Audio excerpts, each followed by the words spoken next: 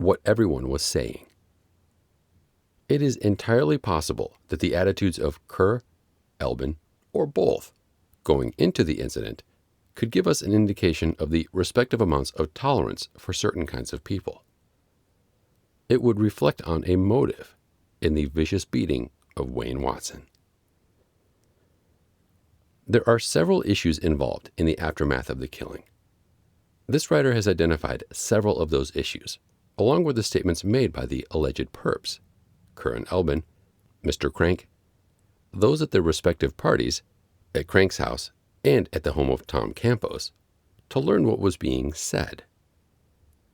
The author selected several subjects, including the use of homophobic language, known nowadays as hate speech, weapons, alcohol consumption, Wayne's condition post-beating, and the washing of clothing at Crank's house. Homophobic language, or hate speech. To be certain, any verbiage used by either Ken Elbin or Terry Kerr to describe Wayne proves nothing about how the crime happened or who committed it. However, it is entirely possible that the attitudes of Kerr, Elbin, or both going into the incident could give an indication of their respective amounts of tolerance for certain kinds of people. It could reflect on a motive for the overkill, no pun intended, reaction reflected in the beatings to Wayne Watson. The author thinks that language used can help identify why Wayne was killed. For example, upon emerging from the trestle, just off the beating of Wayne, we did not see scared, traumatized boys, as Attorney Walters liked to refer to them. No, the two brutal assailants boastfully told truck driver Alvister Phillips, immediately following Wayne's bloody beating, that they had beaten up a faggot near the railroad tracks. Plus, the two boys high-fived each other while announcing that success. In a police interview, Tina Marie Gowen, present at the party at the Campos home, recalled what Elbin and Kerr said when they crashed the Campos party. The police report states she, Tina, stated that they got in a fight with a faggot because he tried something on them. Miss Gowen, the report continues, said they were nervous, jumpy, but laughing about what they just did. Richard Hodgkins was also at Tom Campos's home that night.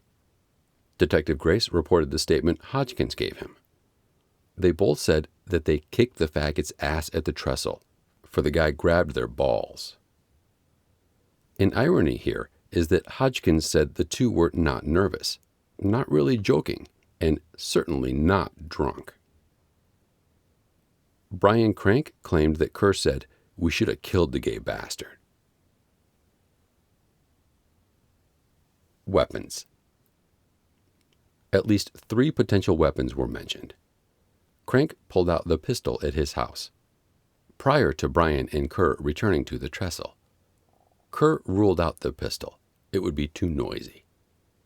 A long-handle sledgehammer was mentioned, as was a short rubber mallet.